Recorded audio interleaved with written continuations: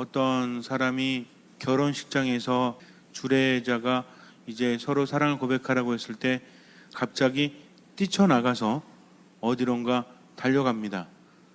택시를 잡아 타고 달려가다가 도착한 곳이 공항이에요. 그리고 누군가를 향해서 외치면서 달려가죠. 그때 뒤를 바라보면서 그 사람도 깜짝 놀라서 달려와서 둘이 포옹을 하면서 끝을 맺는 그런 장면 혹시 보신 적이 있으십니까?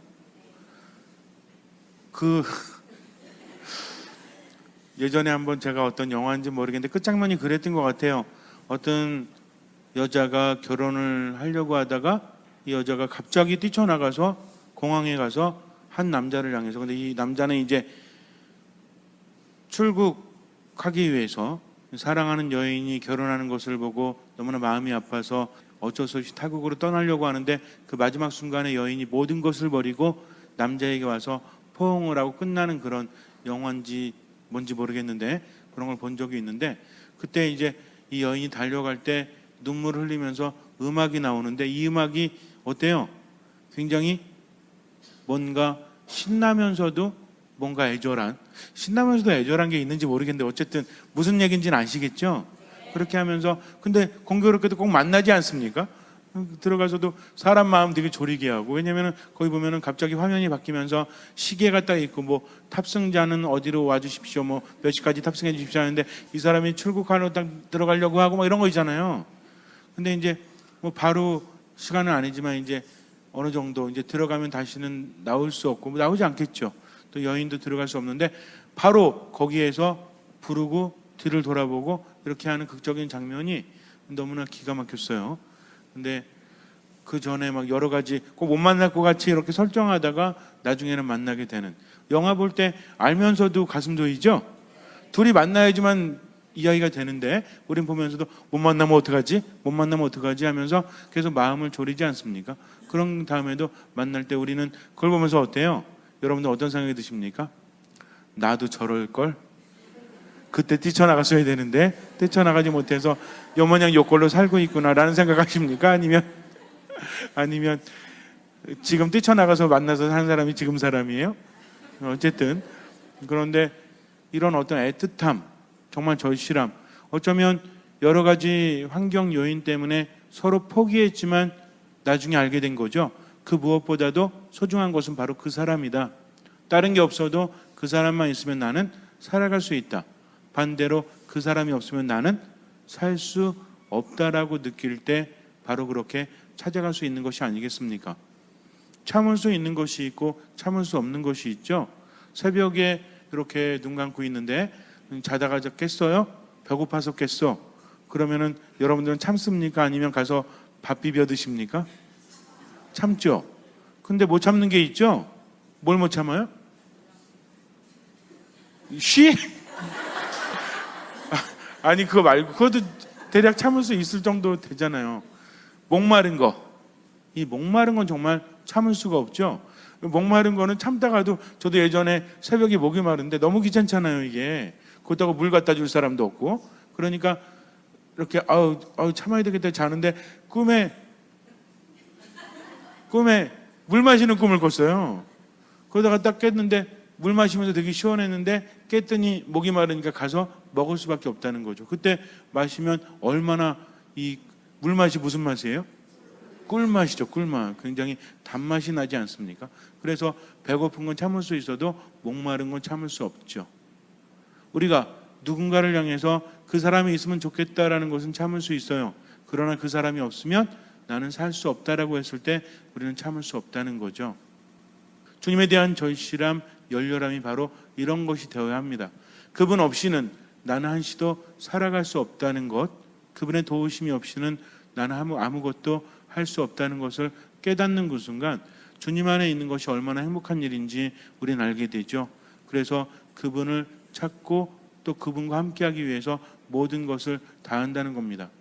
지금 제가 말씀드린 것처럼 누군가를 열렬히 사랑했기 때문에 그 사람이 있으면 너무나 좋아서 쫓아간 것이 아니라 그 여인은 정말 엄청난 선택을 한 거죠. 이제 새로 결혼할 사람을 버리는 건 좀 미안하긴 하지만 그래도 시작하기 전에 그 그 사람이 없이는 난 살아갈 수 없다. 가끔은 그런 생각이 들 때도 있어요. 그렇게 떠나가서 사랑하는 사람 만났지만 남아있는 남자는 뭐죠? 예식장에 그 사람은 참 비참하지 않을까라고 생각하는데, 결국 그 사람을 비참하게 만들기 위해서가 아니라 어차피 내가 그 사람 없이는 살아갈 수 없는 사람, 이 사람을 놓치고 나서 결혼해봤자 행복할 리가 없기 때문에 서로를 위해서도 그것이 좋은 선택임을 저는 그렇게 생각하는데, 여러분들은 어떠세요? 그럴 때 쫓아간 게 잘한 겁니까? 못한 겁니까? 네, 이쪽 분들은 잘한 거예요. 이쪽 분들은 잘한 거예요? 못한 거예요? 네? 잘한 거예요? 못한 거예요? 아니, 그런 일이 있으셨나 봐요. 그러니까 잘 대답을 못 하시는 것 같아요. 어쨌든 정말 우리 가슴에 품고 사는 것보다는 열렬하게. 근데 물론 어떤 선택함에 있어서 그렇게 선택한다고 해서 반드시 행복할 거라는 보장은 없겠지만, 그러나 분명히 말씀드리지만 이게 있으면 좋겠다가 아닙니다. 이거 없으면 안 되겠다라고 생각했을 때 그런 선택을 할 수밖에 없다라는 거죠. 근데 보통 사람도 아닌 하느님이라면 우리는 실망시키지 않으시는 분, 그분을 열렬히 사랑하는 만큼 행복할 수 있다는 거죠. 하느님은 변하지 않으십니다.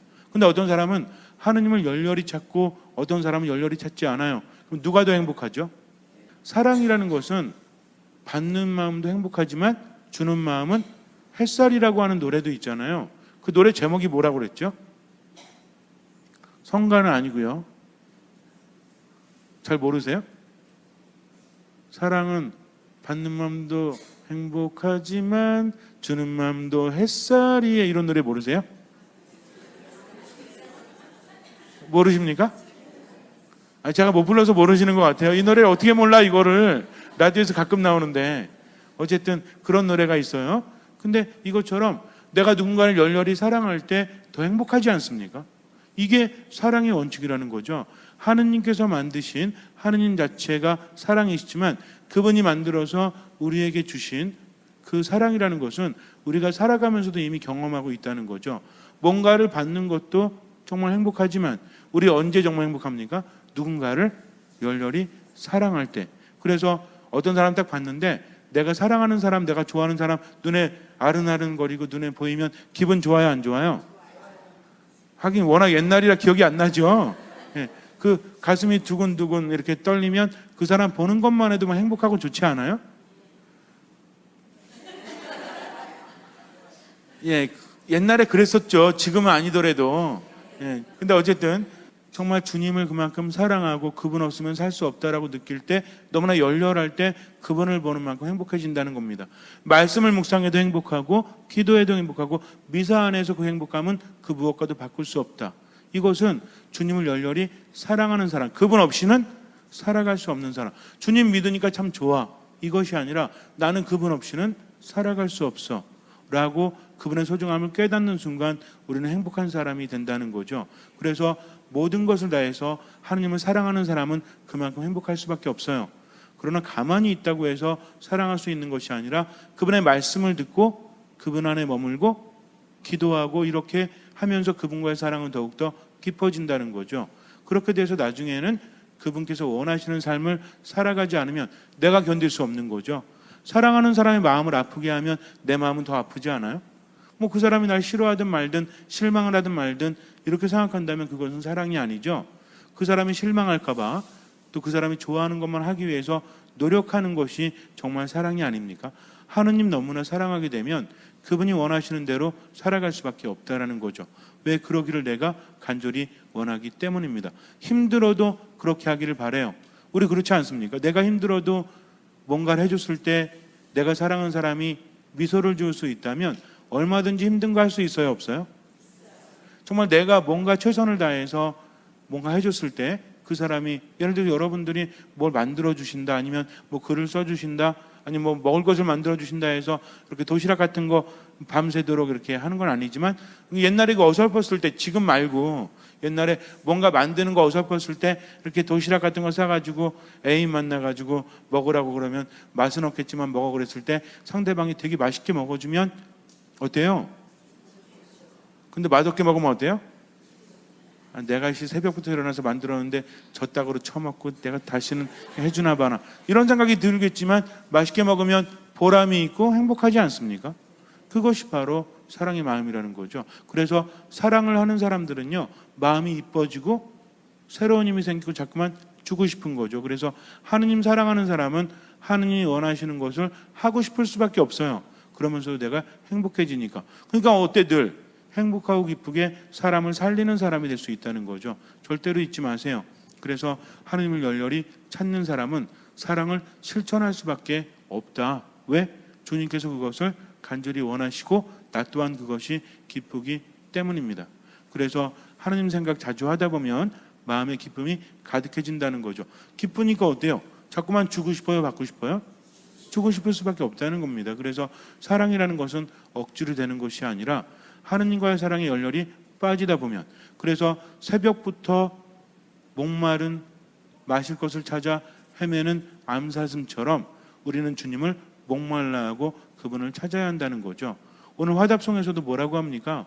정말 목말라서 애타게 찾는 마음, 그 마음이 주님을 향한 마음이 되어야 한다는 거죠. 이건 뭐냐면 있으면 좋아서가 아니라 없으면 안 되기 때문이라는 거죠. 여러분께 있어서 주님이라는 분은 있어서 좋은 분입니까? 아니면 없으면 안 되는 분입니까? 없으면 안 되는 분이죠. 그분은 나의 생명이시기 때문입니다.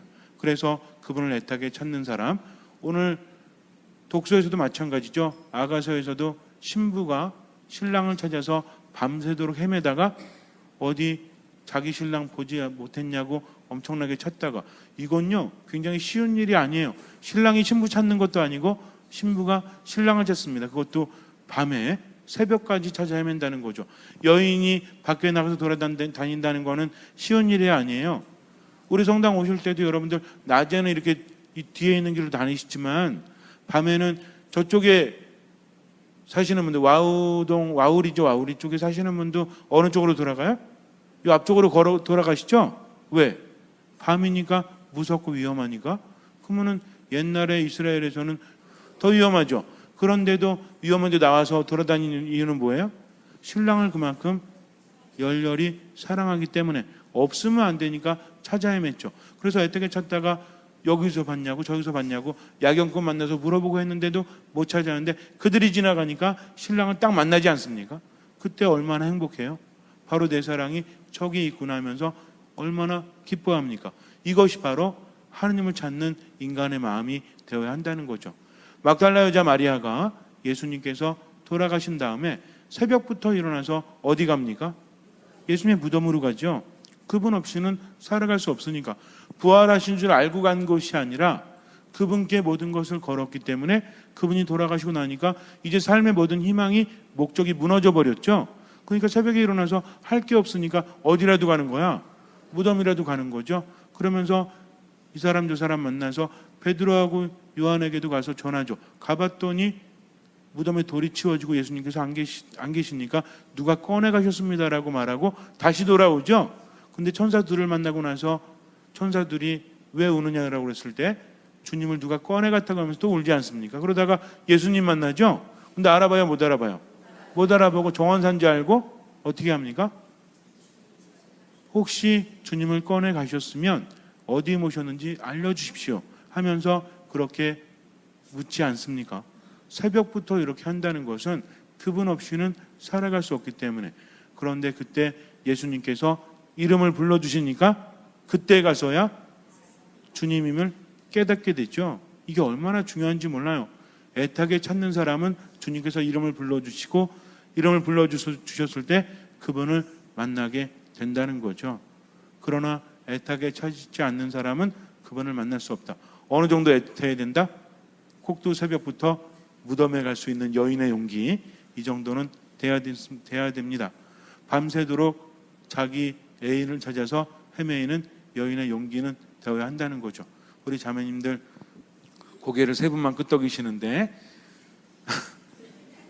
옛날에 사랑했던 그 정말 그 사람 없이는 살 수 없을 것 같았던 그때 생각하세요. 인간은 변하지만 하느님은 변하지 않아요. 제가 이런 얘기하면 사실은 여러분들이 옛날 생각하면서 그 열렬한 사랑 얼마나 아름답고 얼마나 애틋하고 이런 거 해보셨잖아요, 그죠? 이제 그런 얘기하면 안 되겠다. 그런 경험도 안 해보셨는데 그 얘기하니까 이게 뭔 얘기지 눈만 깜박깜박거리면서 별로 와닿지 않는 것 같아요. 어쨌든 이렇게 여인의 몸으로 밤새도록 찾을 만큼 열렬한 사랑을 가져야만 주님을 만날 수 있고 그때 주님께서 내 이름을 불러주신다는 거죠. 기도 어떻습니까? 목숨 걸고 해야 돼요. 기도할 때 대충 하는 기도는 하느님께 전해지지 않습니다. 말씀 안에 머물 때도 마찬가지예요. 저는 기억력이 별로 없어서요. 읽어도 잘 무슨 소리인지 잘 모르겠어서요. 상관없어요. 말씀 안에 머물기만 하면 살아있는 말씀이 내게 다가온다는 거죠. 미사도 마찬가지지 않습니까? 다시 한번 말씀드리지만 부득이한 경우를 빼고는 피서 갈 때도 하느님을 첫 자리에 둘 수 있어야 된다.